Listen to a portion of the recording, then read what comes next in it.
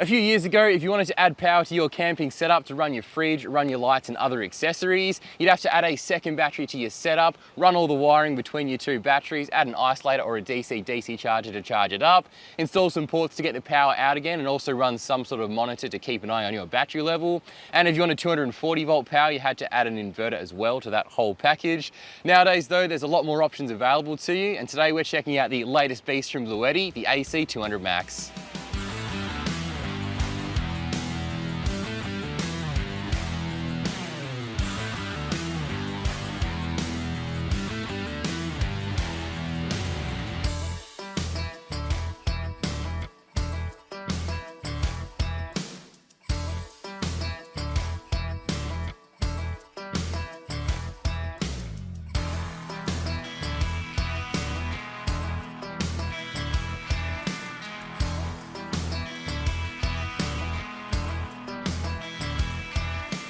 Hey guys, and welcome to the first ever episode of Spotlight Sundays, where we take a closer look at four-wheel drive and camping related products to help you guys decide if they're right for you and hopefully answer any questions you might have. Now, if you guys didn't catch last week's episode, Spotlight Sundays aren't going to be every week, and they're also in addition to my regular Monday episode, just as a way of separating out review content. Bluetti kindly sent out the AC200MAX for me to take a look at and put it through its paces. So the last couple of days I've been trying to thoroughly test it out to see how it performs in a real life camping environment. Actually, my test is still running, which is why there's still a plug inserted into the front here.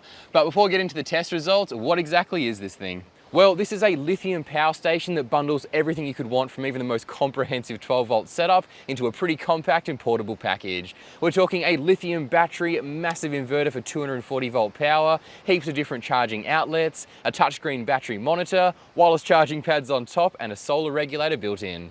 The specs on this thing are pretty insane too. So the battery inside here has a 2048 watt hour capacity, and that can be expanded to over 8,000 watt hours with additional batteries. It's LiFePO4, which is a lot safer and more stable than some of the other lithium chemistries out there, and it has a crazy lifespan. So you'll be able to discharge and recharge this thing over 3,500 times, and it will still have about 80% of its original capacity. The inverter puts out 2,200 watts through the four 240 volt outlets on the front, and it has a 4,800 watt surge rating. That's enough power to run most pod coffee machines, which is a big tick in a lot of people's books, toasted sandwich makers, microwaves, air fryers, and a whole lot more. And if you're not sure, just check the specs of your particular appliance and make sure that it's not drawing over 2,200 watts. For me personally, I've been using it to run an induction cooker, which is an absolute game changer during windy conditions. And this particular one only uses about 1,200 to 1,300 watts, which isn't too bad.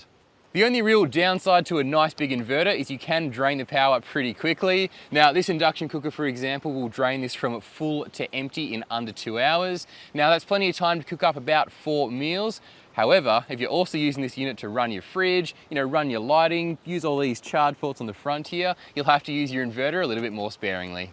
There's also a bunch of USB and general 12-volt outlets on the front here too, including a 100-watt USB-C outlet for charging laptops or larger devices, and there's two 15-watt wireless charging pads built into the top of the unit, which is pretty convenient. The only thing lacking, in my opinion, which would make units like these a lot more versatile for canopy setups like mine, would be an Anderson outlet. I actually got excited when I saw the shape of these before I read the words, like, oh, is that an Anderson? But it's just some USBs. And the reason for that is it kind of just allows you to be a bit more versatile with the way you draw power, and it's also a lot more of a secure connection. Now, I've been running my fridge and my lighting and everything else off this unit for the past couple of days, and I've had to run my fridge and my lights through this single cigarette lighter socket here, which I mean works, but I'm really maxing out that 10 amp output, and also cigarette lighter sockets aren't the most secure connection.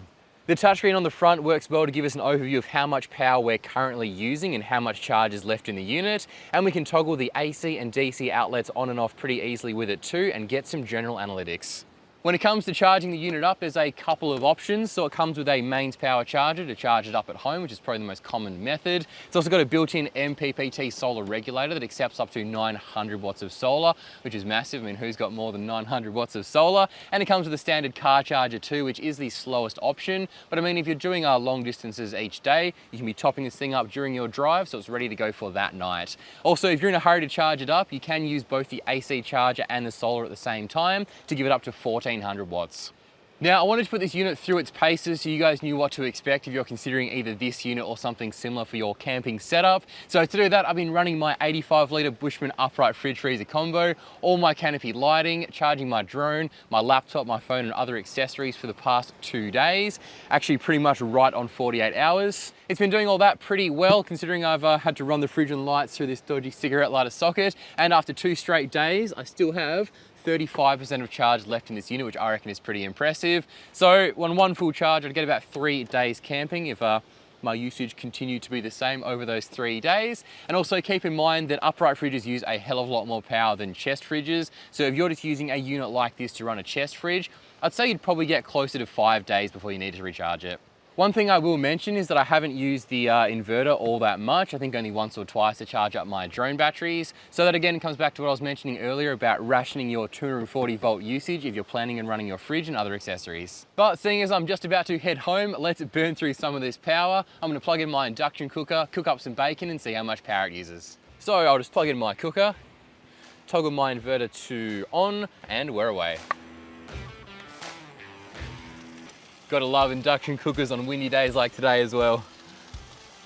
So currently we're using between 1100 and 1200 watts to cook this bacon. The induction cooker's not on a flat out setting, it's just on about a medium level, but honestly that's plenty of heat to get this bacon cooking.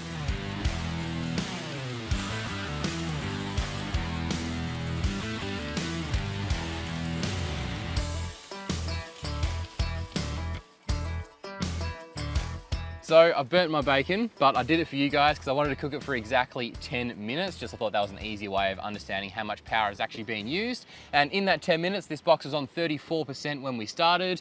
And now that I've cooked my crispy bacon, we're on 25%, so we've consumed 9% of this power. Keep in mind too, the fridge was still running that whole time, and I've also got a couple of camera batteries on charge down there as well, and they're also consuming a little bit of power too.